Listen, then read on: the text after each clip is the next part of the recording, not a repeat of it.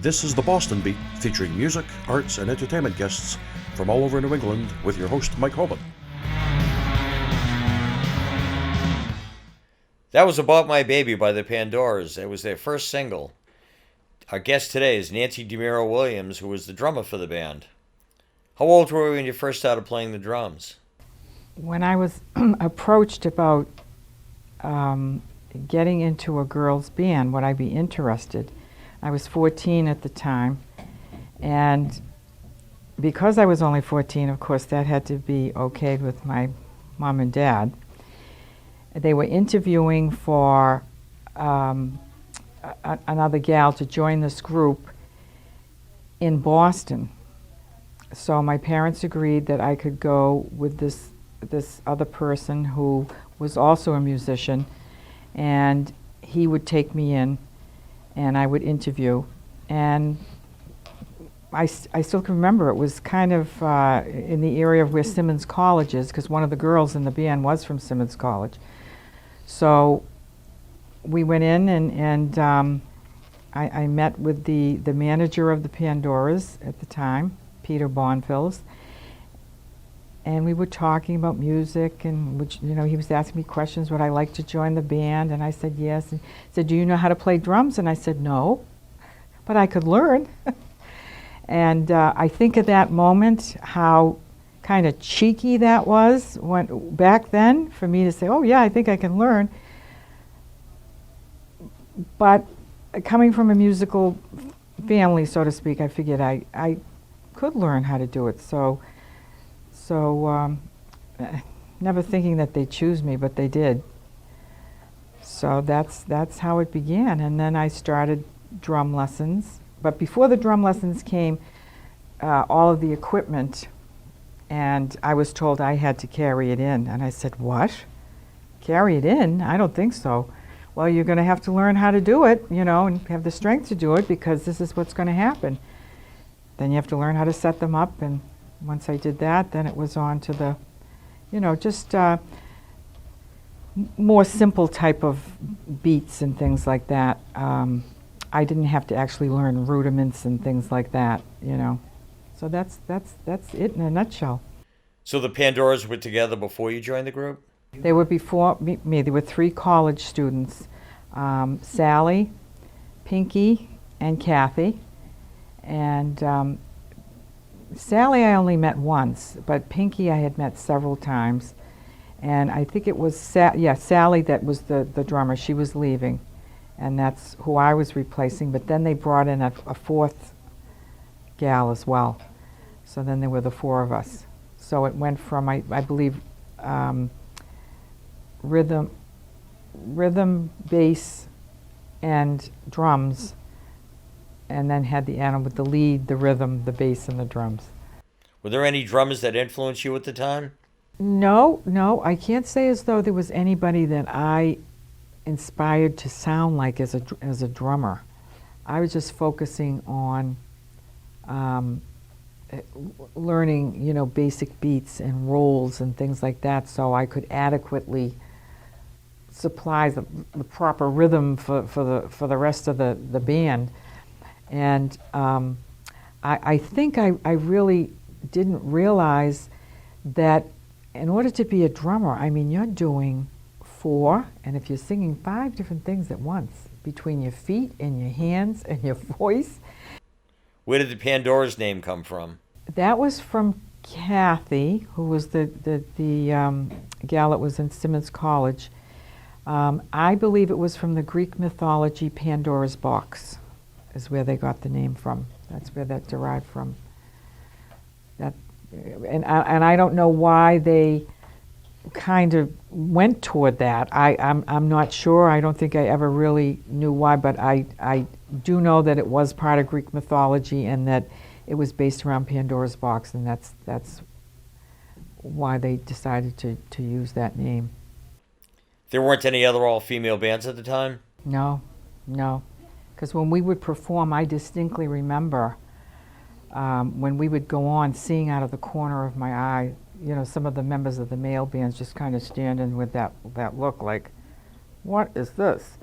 And then once we started to play, I think they were shocked because we were good. I mean, our lead guitar player, Michelle, was absolutely so talented on that guitar. And Kathy on the rhythm, she could switch to bass. And when we got Elise, then Elise played bass and Kathy played rhythm.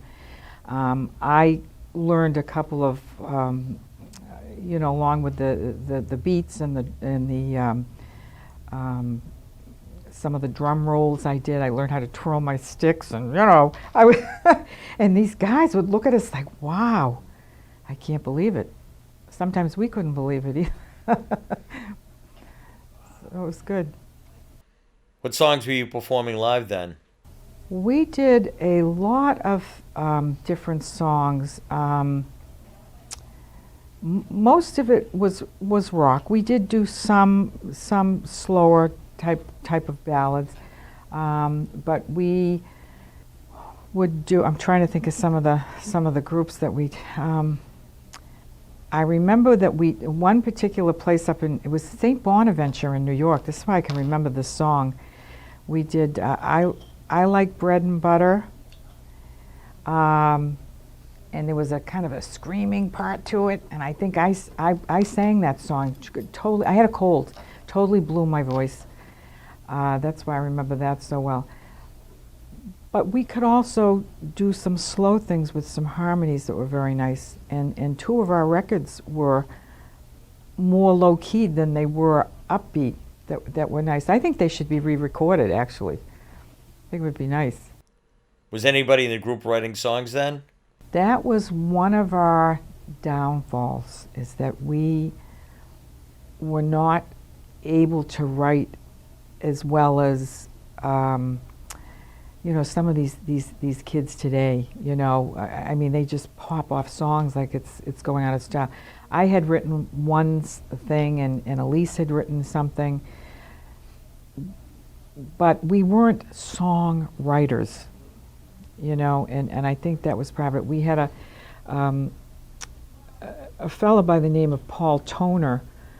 Once the Pandoras kind of separated, we called it the New Pandoras, and Paul Toner wrote several songs that we recorded that were beautiful songs. I just don't think they were arranged properly. And I think today, if they were rearranged, I think they would be very nice. And there's two other songs that he wrote that I still have in my guitar case that they've never been done, to my knowledge. So I'd love to see something done with those. So you were primarily playing top 40 songs? Oh, top 40, yeah, definitely. We had little ditties that we sang too. If somebody was giving us a hard time, we'd do a little ditty, and it was kind of like in other words, be quiet. If you're bothering us, be quiet. But yeah, it was mostly the top songs that we did, and we practiced in the house I still live in. That I grew up in. Didn't live there all of my life, but grew up in the area now where my daughter and her husband live. That's where we practiced. And that's in Winthrop. Where are some of the places that you played? Well, the very first place I did a show was at the Rat Sculler in Kenmore Square.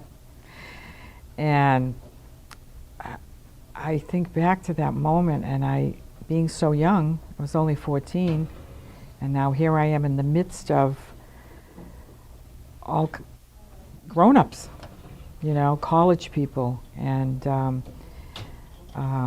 sometimes some of the members of the Bruins. John Havlicek used to come in, but that's where I first started, and I remember that being a new drummer, I still hadn't formed the muscles in my hands and arms, yet.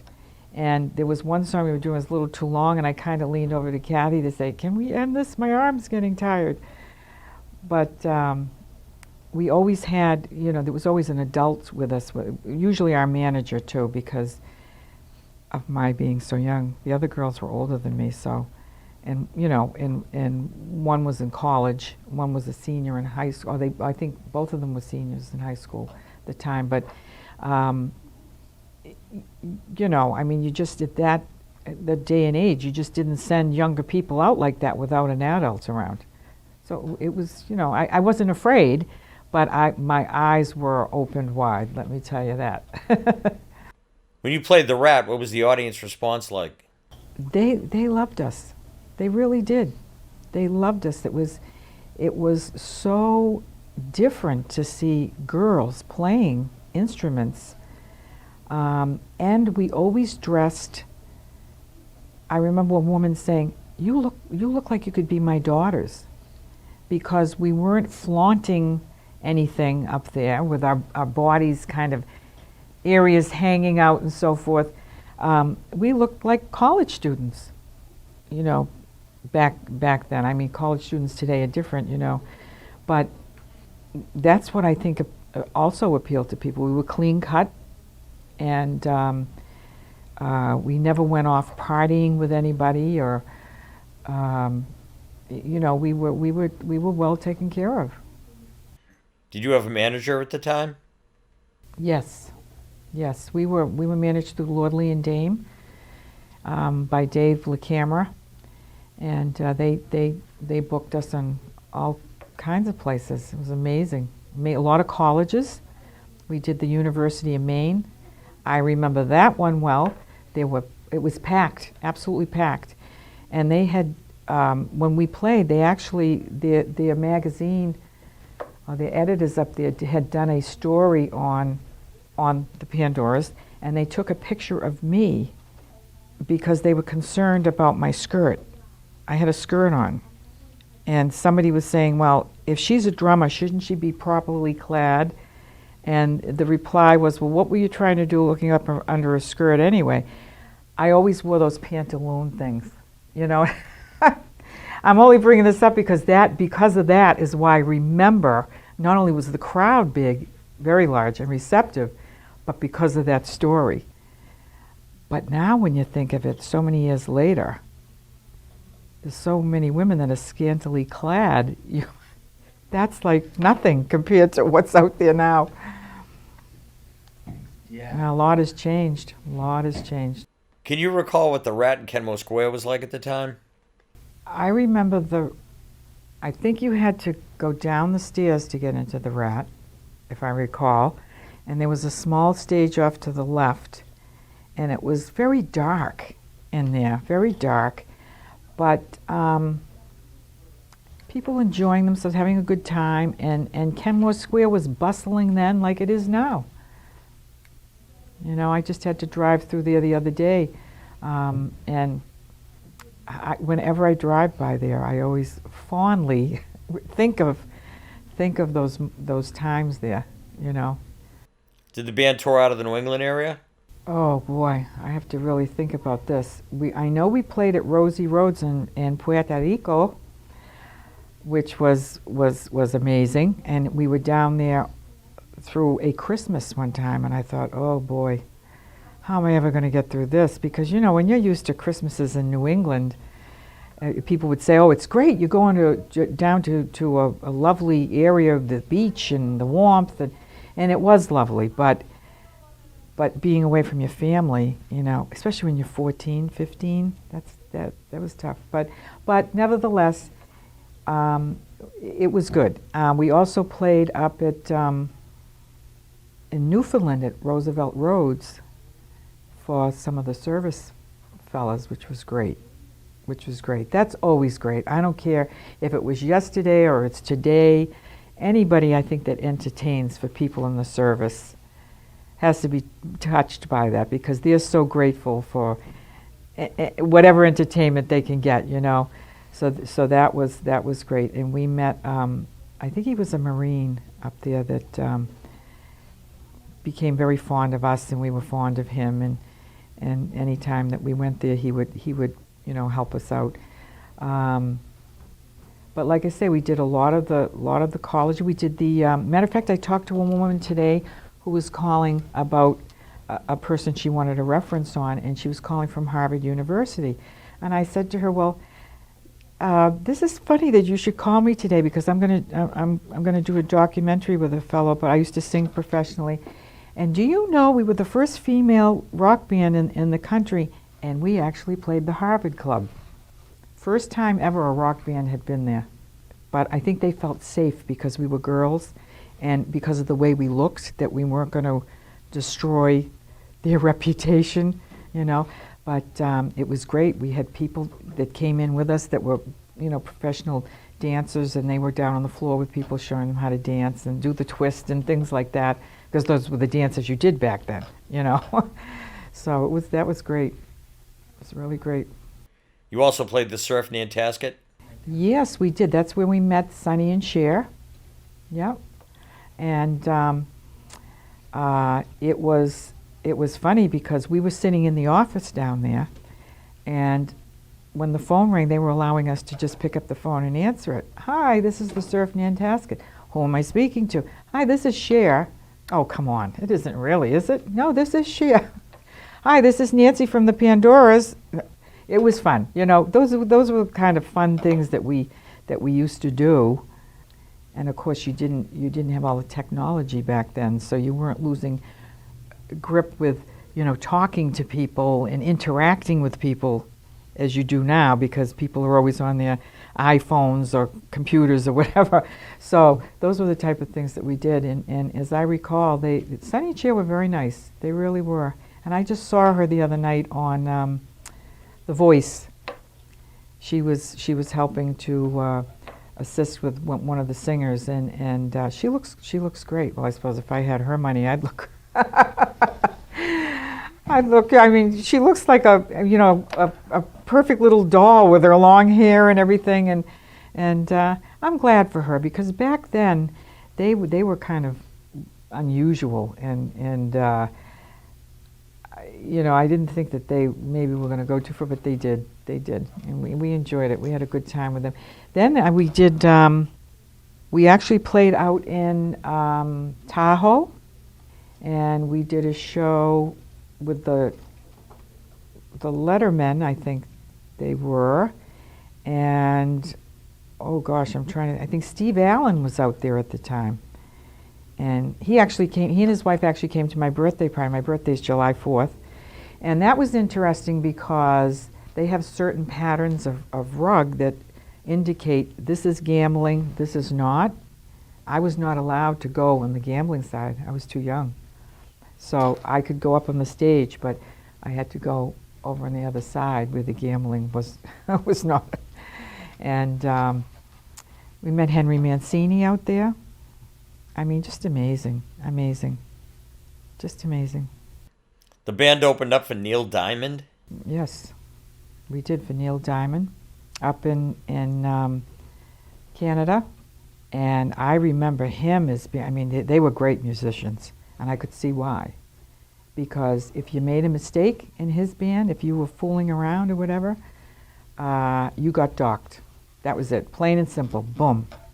And even on the plane ride, we all flew back together. Even on the plane ride, he was very, very nice, but he wasn't a party type guy, you know, which we weren't either. So that was fine by me. Just meeting him and having that opportunity was great. You know, we really enjoyed it. And also Dionne Warwick, we did a show with her in Darien, Connecticut. We opened for her. And I always loved her music, so that was just so fantastic for me. At that age, what an opportunity. Not only could I play and sing, but to meet the people I met was just amazing. Amazing. How long after you joined was it the band got signed to Liberty Records, and how did that all come about? I think that happened with our manager. He promoted a deal with Liberty Records. What was the first single?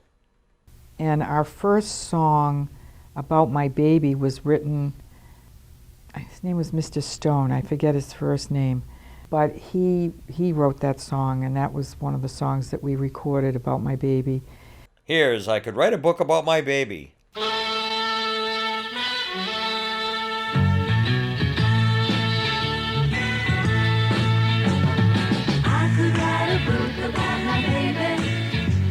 And it would be a book that every girl would buy. They wanna know her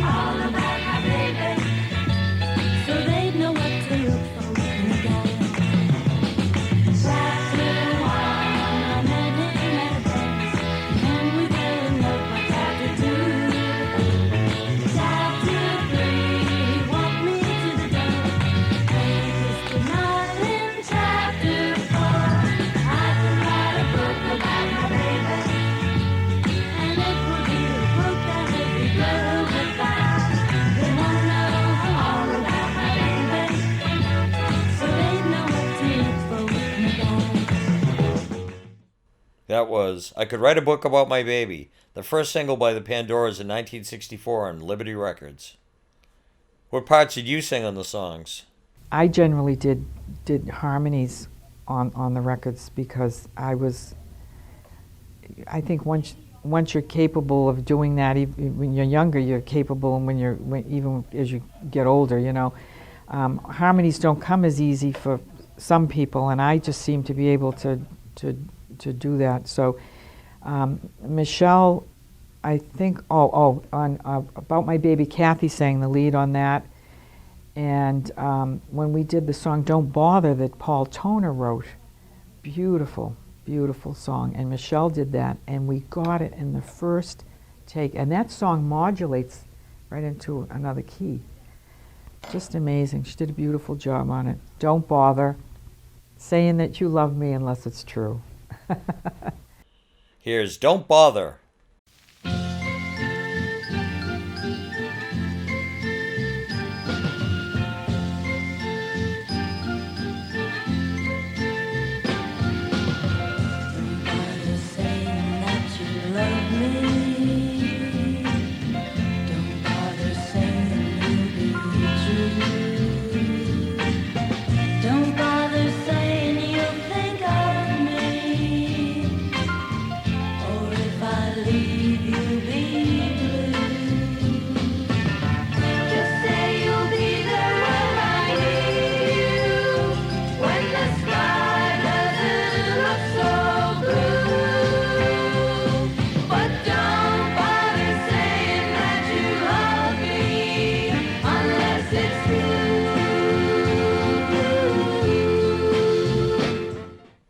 That was Don't Bother, which was the flip side of the Pandora's second single, Games, released on Liberty Records.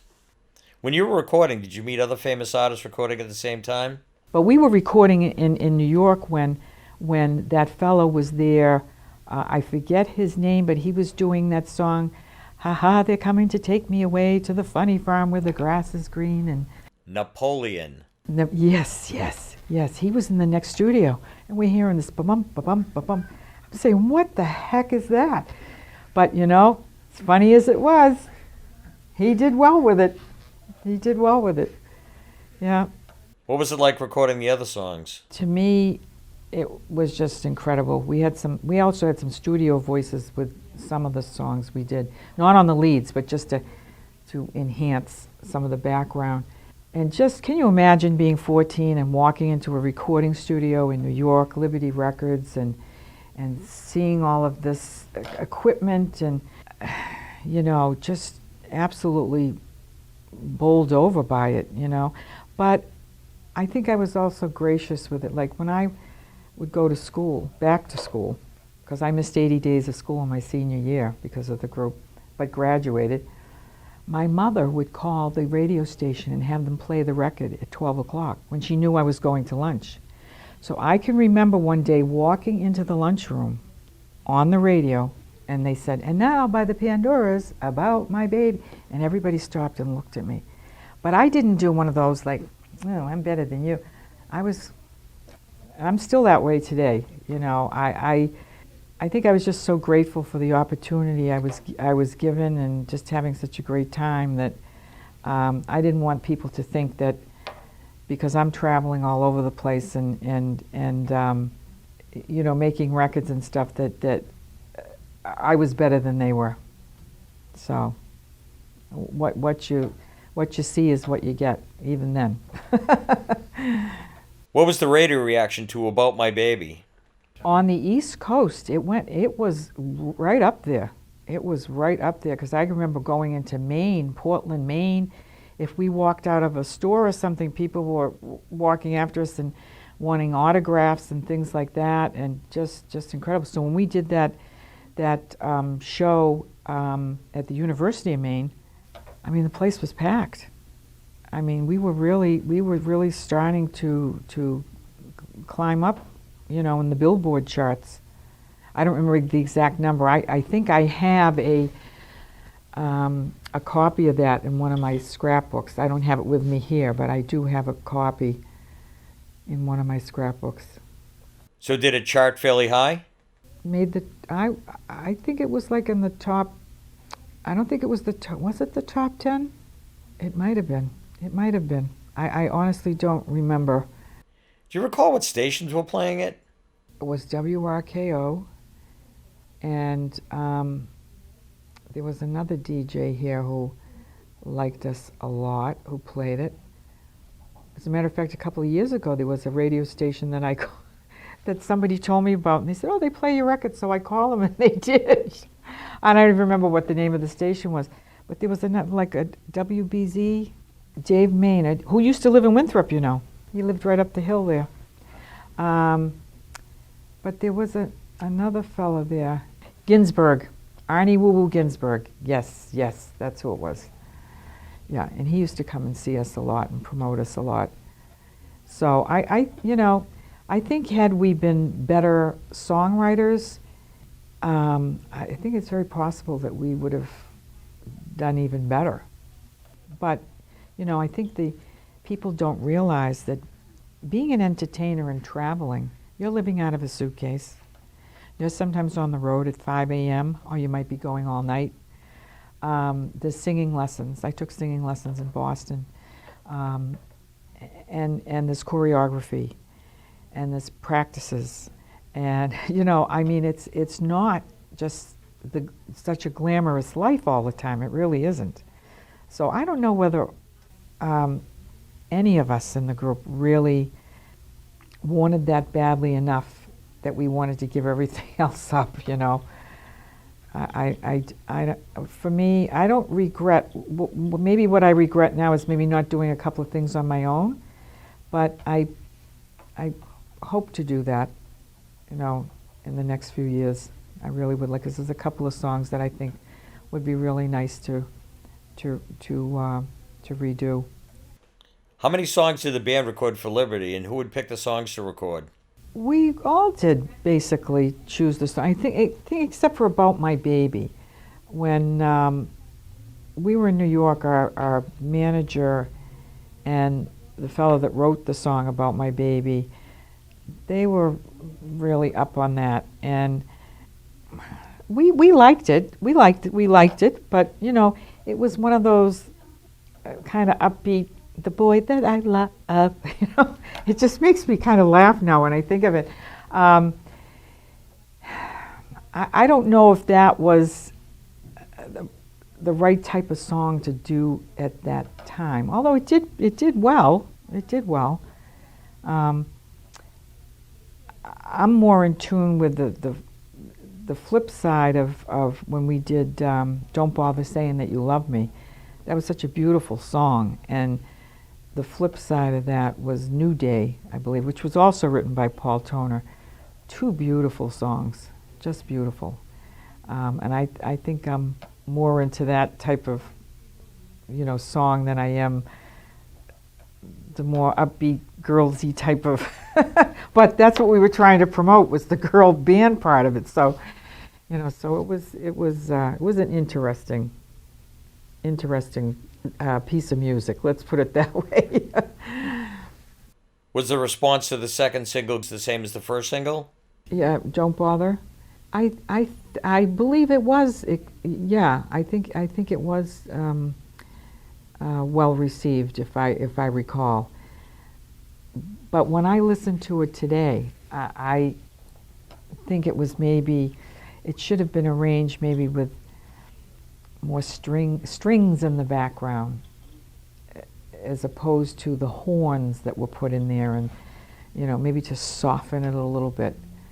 I think it would have been better. But as I recall, yeah, that did well too.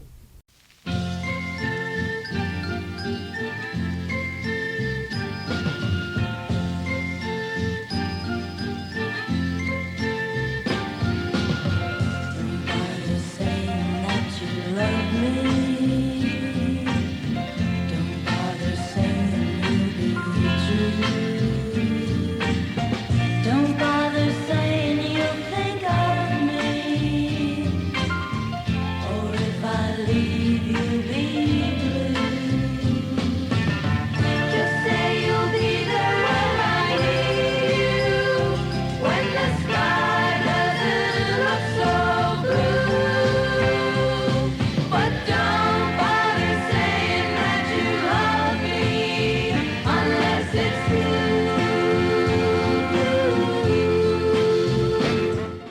that went over pretty well.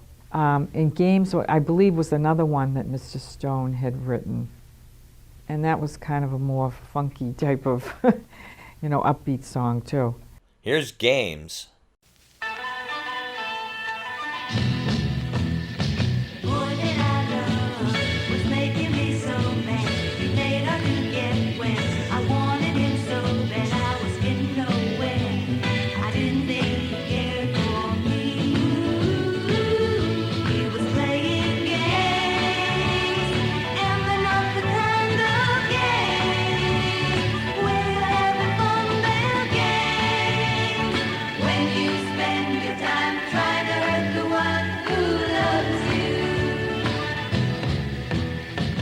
That was Games.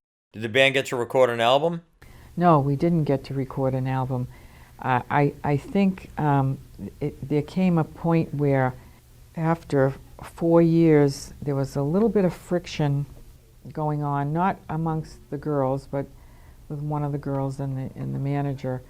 And we decided at that point to take a break, and then we decided we would now do the new Pandoras, which Paul Toner was a part of, and we had a girl, Kelly, from the South Shore Canton, and she was in the group, and I was in the group, and there were a lot more intricate harmonies, very, very nice harmonies. And that went well for a while, and I don't remember what happened with that, to be honest with you, after that. I really don't recall. I think maybe we just didn't have that passion to pursue the music the way I see some of these kids today pursue, like on The Voice. You didn't have programs like that back then. You had the Ed Sullivan Show. You didn't have programs like The Voice and American Idol and things like that. And some of these kids, I look at them and they're so young. And I say, boy, I was young back then too. But for their where they are so young and they're so poised and have great voices, some of these kids today, but they also have the drive to really pursue it. I mean, Kathy was attending Simmons College, so she was pursuing a degree, and Michelle was soon to pursue something, and here I wasn't even out of high school yet, and Elise was going to pursue college. So there were a lot of decisions to be made back then, important decisions. I mean, are you going to go off and be a musician, or are you going to pursue your degree? But I said I was absent 80 days of school in my senior year, and I graduated because Kathy used to tutor me on the road, so I would be able to still pass in papers and so forth. But and I said this to somebody just a little while ago. I missed some things in my senior year because of being in the band, some of the senior things that went on. But would I change it? No, absolutely not. And I also say that prom, my senior prom that I went to, that I was not admitted to because I was with Harry Sandler from Orpheus, and the principal didn't like his hair because it was too long. I thought, okay, this guy wants to be a jerk, that's fine. Better it happened to me than some poor girl that was all that she had was that senior prom. That's how I look at it. And I still look at it that way today because I think, somebody else would have been devastated, where we just kind of went, oh, okay, well, we'll go have dinner at the Hilltop, and then we met up with everybody afterwards. Yeah, that was what a moment. Did the band ever do any local and national TV? Yes, we did.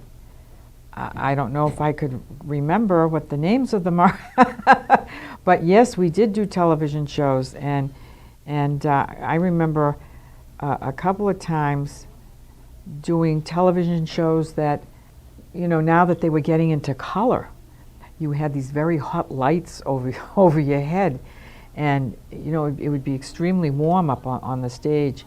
I know we did television around here, plus we did one of the shows where they, I forget the name of it, that was for, was centered, geared toward, kids' music. You didn't have the opportunity for those type of shows back then like you do now. But I don't remember what the name of the show was. There were different cities that we were in that we did certain TV shows, and which was interesting. Were you aware of any other local Boston bands in the Bosstown Sound that came along a little later? I was aware of it. I was not unhappy with it, and of course I was a supporter of Orpheus because I used to date Harry from that band, and when I think of it, his parents used to come up to my house, and his sister, who I just kind of said hi to, kind of yelling into the phone after all these years. So I happen to like Orpheus as a group. I mean, I thought they did a wonderful job, and I think they're still playing their hit today.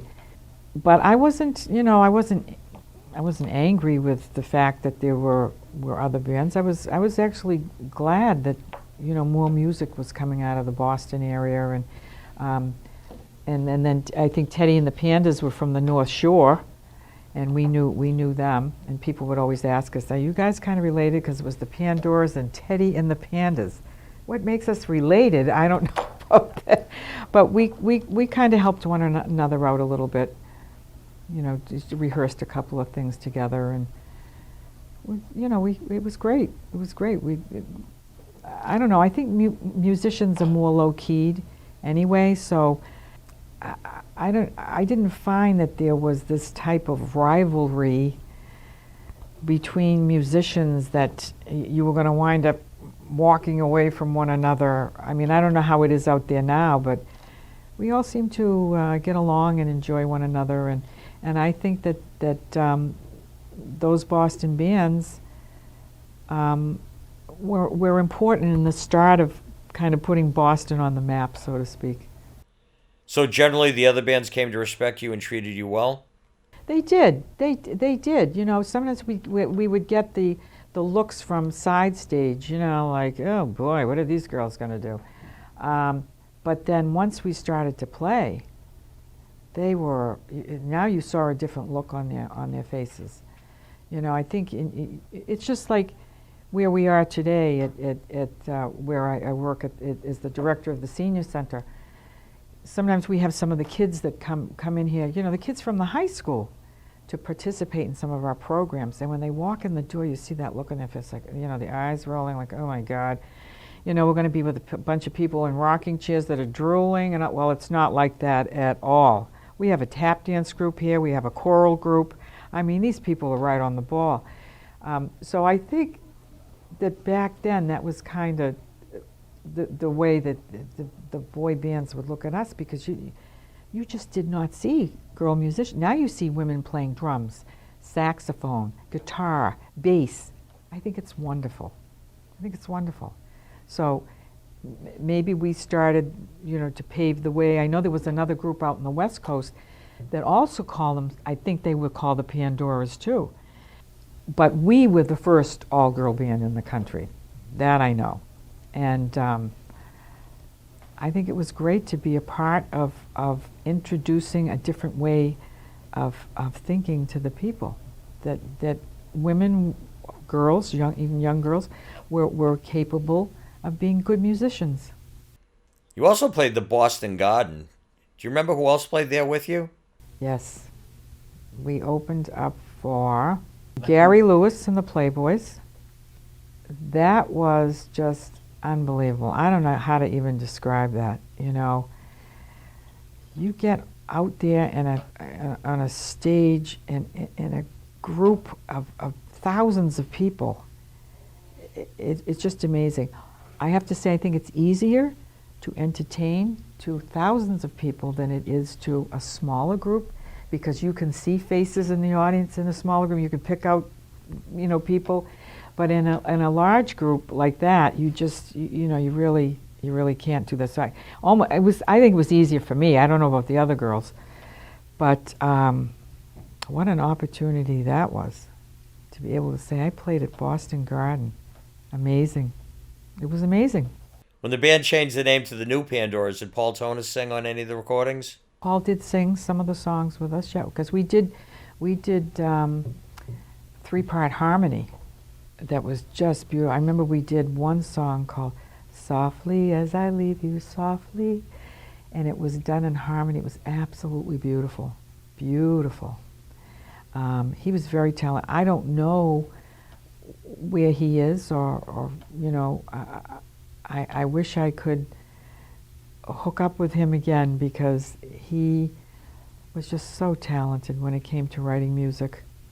He was a great musician and a songwriter. Did the new Pandoras record at all? No, we didn't. We thought we were going to do that, but we didn't. However, when the Pandoras and I met 5 years ago, they gave me a copy of somewhere that we were playing, which was I hadn't heard that in years, so it just shocking, really, because I never had any of that, stuff of us on stage and videos and the music. I just had the the records and so forth. But I think today, if we had all the technology today, back then, we would have had all kinds of stuff. But for some reason, we just didn't have a lot of that. Here's a live version of About My Baby.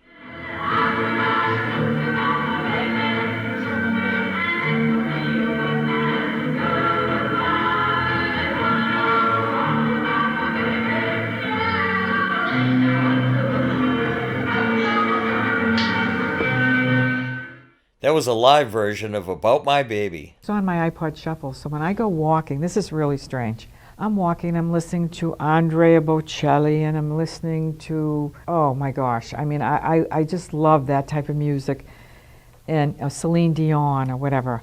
Then all of a sudden, I hear the dun, dun, dun, dun, which is the the beginning of About My Baby. My 4 songs are on there, and it's still, after all these years, I go, wow. I'm like, wow, was that really me? And the girls, wow.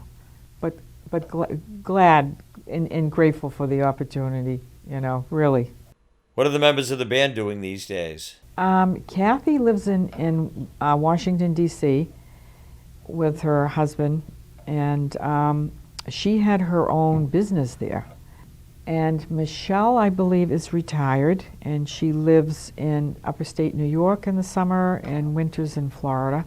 And Elise is in Virginia, and I think she might still be working with. I know Michelle did sing for quite a while after that, where she just, took her guitar and herself and her voice and just would sing.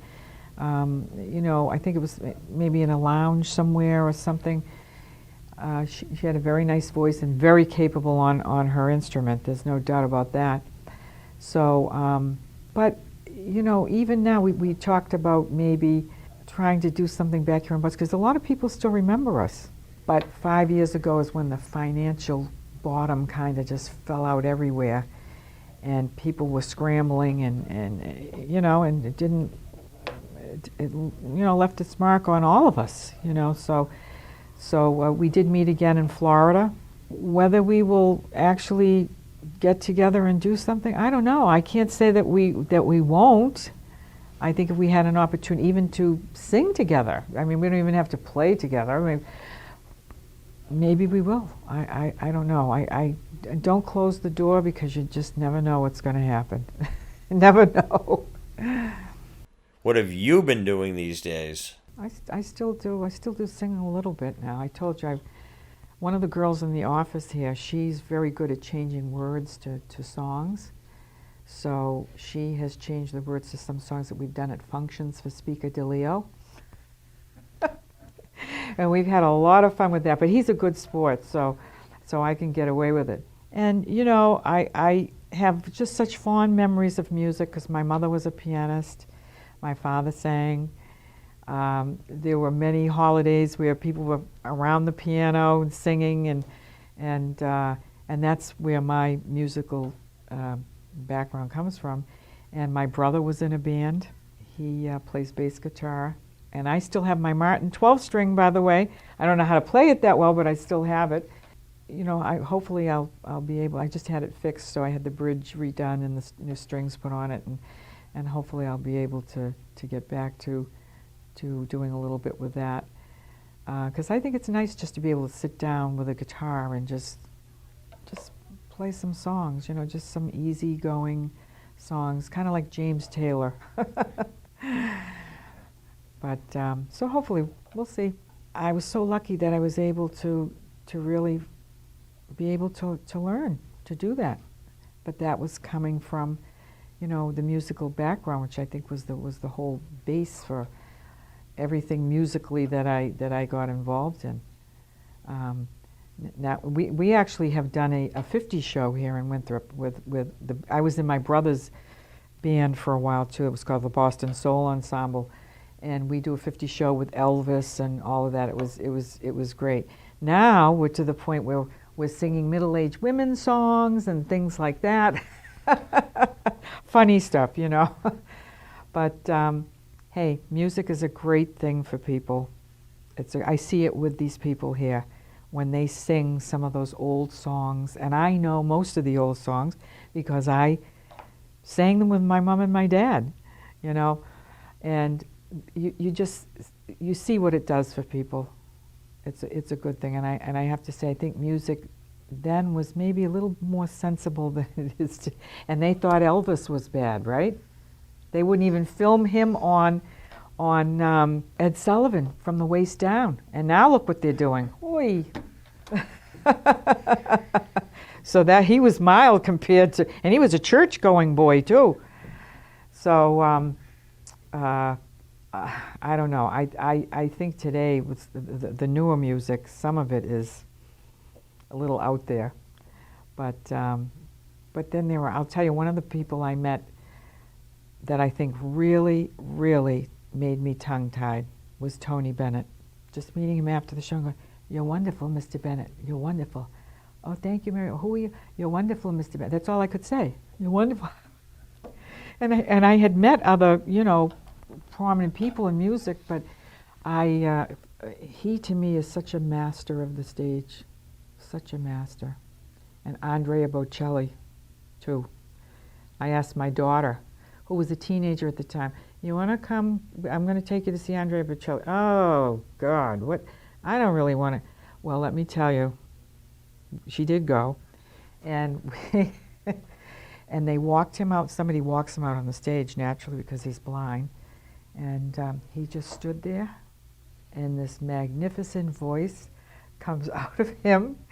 He sang one song, and my daughter was sitting there going, "Oh my goodness, wow." Even young people can realize that somebody's got a great voice and they're very talented, you know. So, oh, I think I forgot one. We did a show with the Beach Boys too. Oh, when? Forgot that. I forget where that show was, but I know we invited them over to Michelle's house afterwards, her parents' home, where we had dinner. The Beach Boys, they actually came over for dinner? They actually came. Yep. And they weren't too bad because, you know, we thought they were maybe a little obnoxious. That's what we heard. But they were actually pretty decent. But her mother and father were there too. So, I mean, you know, it wasn't like you were going to be too out of line in a parent's home back then. But of course today, kids get away with a lot. So, oh yeah, I forgot all about that. Wow. See, I'm taking a trip down memory lane myself. It's been fun. What were your favorite 60s bands? Some of my favorite 60s bands. I think I was more into like the 50s, 60s, where the Elvis. I love Elvis. And I'm trying to think of the name of the, because I sing some of these songs with my brother, like Otis Redding, The Temptations, which we did in the 50s show one year. We got in trouble because we had black theatrical makeup on us. That's what I'm supposed to do. And we didn't mix it with water either, so it took us 3 days with a buff puff to get it off. But you can't do that now at all, you know. But always loved the way those guys could move and the intricate harmonies. You know, I just loved that. I was more into, I think, that type of music than I was the real rock sound, even though we played rock. Now, I liked, I'm trying to think of the name of the band, Go Ask Alice, Jefferson Airplane. I did like them. But they were a little bit softer in their approach with the rock than some of the bands. It's just like today, I'm not particularly into the really heavy metal type sound or rap. Thanks so much for being on the Boston Beat, Nancy. Thank you. That was great taking a trip down memory lane with you.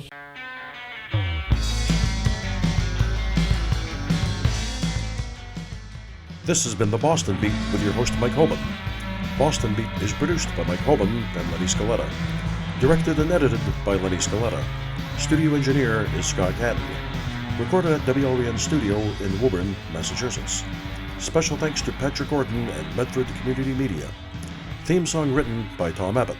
Performed by Battery Bridge. Copyright 2019.